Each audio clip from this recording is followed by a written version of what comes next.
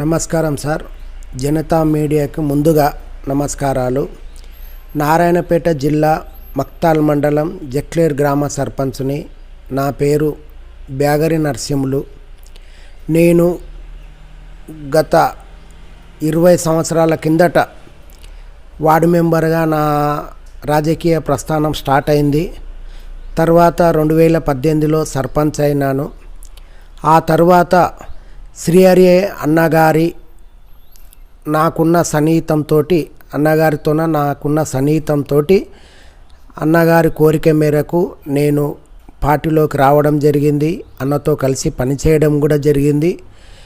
ఇక పోతే గ్రామాలలోన అదే కాంగ్రెస్ ఇప్పుడు ప్రజాపాలన కానీ కాంగ్రెస్ పరిపాలన కానీ ఎలా ఆదరిస్తారు, ప్రజల లోపల ఏమైనా వ్యతిరేకత ఉందా అనే దాన్ని బట్టి అంటే ఇప్పుడిప్పుడే కాంగ్రెస్ గవర్నమెంటు సర్దుకుంటుంది.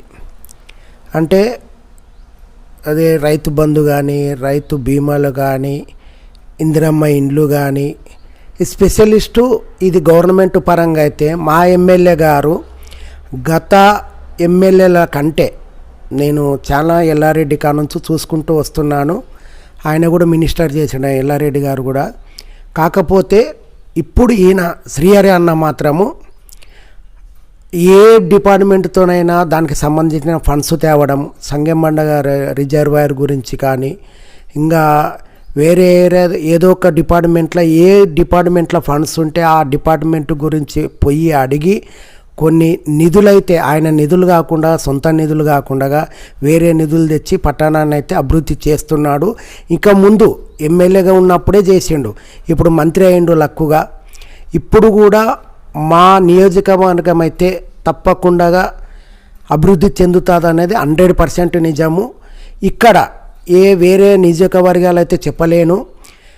ఇక్కడ మాత్రం స్థానిక ఎలక్షన్లకు మాత్రము ప్రజలు ఆదరిస్తారని నేను నిండుగా నమ్ముతున్నా. నా రాజకీయ 5 ఏళ్ల అనుభవంతోన, వార్డు మెంబర్ది ఒక 5 ఏళ్ల అనుభవంతోన ఇప్పటికిప్పుడు ఎలక్షన్లు పెట్టినా కూడా 2-3 నెలల్లో కంపల్సరీ పెడతారు, తప్పకుండా ఆదరిస్తారు.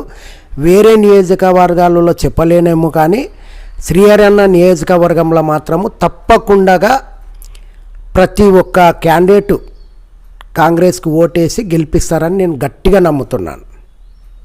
సార్, మరి హామీలు అమలు జరగట్లేదు, పాలనలో ఫెయిల్ అయింది, ఇలాంటి విమర్శలు వస్తున్నాయి సార్ ప్రతిపక్షాల నుంచి. దీని మీద మీ కామెంట్ ఏంటి? విమర్శలు వస్తున్నవి అంటే మనం వచ్చి 1.5 సంవత్సరాలే అయింది. అంత లోపలనే 80% పనులు పూర్తి చేసుకున్నాం. ఏంటివి అంటే ఉచిత గ్యాస్ కనెక్షన్ ఇచ్చినాము, కరెంట్ ఇచ్చినాము, ఫ్రీ బస్ ఇచ్చినాము, రైతు భరోసా ఇచ్చినాము, రైతు బోనస్ ఇచ్చినాము, రైతు బంధు ఇస్తున్నాము, వేసినాము. ఇప్పుడు ఇంకా 3.5 సంవత్సరాల ప్రేడ్ ఉంది. ఇప్పుడు దీనికంటే ఇంకా ఎక్కువనే చేసినాం అనుకుంటున్నాము. 3.5 సంవత్సరాలలో కూడా మిగతా హామీలు కూడా 100కి 200% అమలు చేస్తారు కూడా. మన గవర్నమెంట్ తప్పకుండా చేస్తుంది. ఆ ప్రజల లోపల ఆదరణ కూడా పెరుగుతుంది, కంపల్సరీ పెరుగుతుంది. సార్, ఇప్పుడు మరి పార్టీ అధికారంలోకి రావడానికి కార్యకర్తలుగా అందరూ పనిచేశారు. మరి కార్యకర్తలకి మరి తగిన గుర్తింపు, గౌరవం లభిస్తుందా? తప్పకుండా సార్, ఉంది. ఎవరి గౌరవము వారికి ఉంది. కాకపోతే కాంగ్రెస్లో అధిక మొత్తంలో లీడర్లు ఉండడం వల్ల కొందరు ఏదైనా ఆలన పాలన అలుగుకాలు కూడా ఉండొచ్చు. ఒక కుటుంబంలో 4 అన్నదమ్ములు ఉంటే ఏ విధంగా ఉంటుందో దీన్ని అలాగే అనుకున్నాలే. ఈ చిన్న పొరపాట్లు తప్పిస్తే 100%గా మనం ప్రభుత్వ పాలన కంపల్సరిగా మంచిగా నడుపుకోతాము, ముందుకు కూడా సాగుతుంది సార్. ఓకే సార్, మరి ఎమ్మెల్యే గారు మరి ఎలా కార్యకర్తలకు అందుబాటులో ఉంటున్నారు? ఆయన పనితీరు ఎలా ఉంది? మరి ప్రజలతో ఎలా స్పందిస్తున్నారు?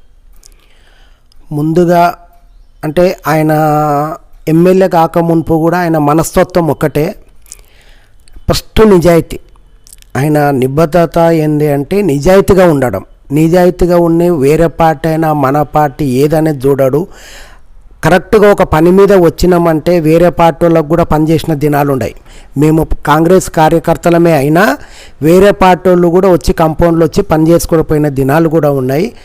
ఆయన ప్రతి పెళ్ళికి, పిలుపుకి, తొట్లకి, సావులకి, తద్దినాలకి ప్రతి ఒక్కరిని ఇప్పటి వరకు నర్వస్ చేసిన కార్యక్రమం అనేది లేదు.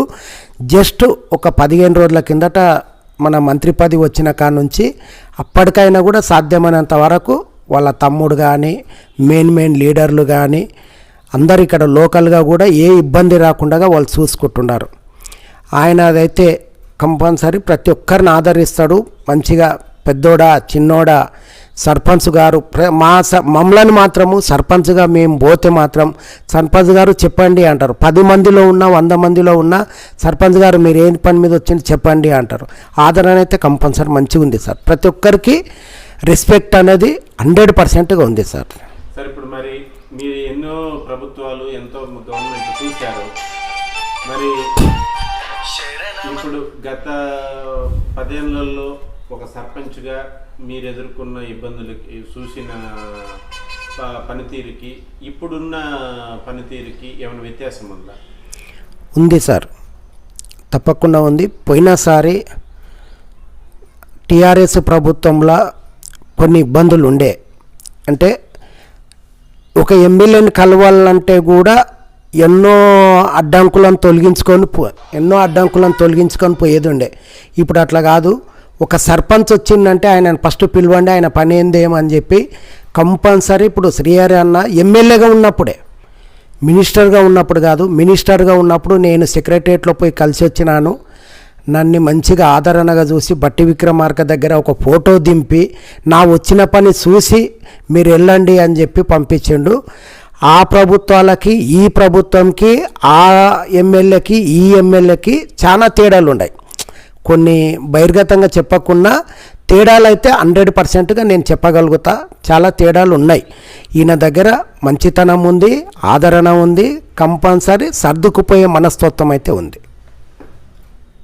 సార్ మరి గత ప్రభుత్వానికి ఇప్పటికీ ఒక మాటలో చెప్పాలంటే వ్యత్యాసం ఎట్లా ఉంటుంది? ఇప్పుడైతే ప్రజాపాలన ప్రజలతోన సన్నిహితంగా, అంటే కలుపుగోలుతనంగా ఉండదు, సర్దుకుపోతున్నారు. ప్లస్ వాళ్ళకి అంటే ఎమ్మెల్యేని కలిసే క్రమంలో కానీ, ఏదైనా సంక్షేమ పథకాలు అడిగే తీరులో కానీ వాళ్ళకి హక్కు ఉంది. వాళ్ళు అడుగుతున్నారు. ఇద్దరు అంటే ఎమ్మెల్యేలు, ప్రజలు, కార్యకర్తలు అంతా కలిసిపోయి మంచిగా చేస్తున్నారు. ప్రజాపాలన అయితే బాగుంది సార్. సార్ మరి త్వరలో స్థానిక సంస్థల ఎన్నికలు రాబోతున్నాయి. మరి సార్ ప్రజల తీర్పు ఎట్లా ఉండే అవకాశం ఉంది? మన ప్రభుత్వం పట్ల సంతోషంగా ఉన్నారా, వ్యతిరేకంగా ఉన్నారా? సంతోషంగానే ఉన్నారండి. కంపల్సరీ ఆదరిస్తారు.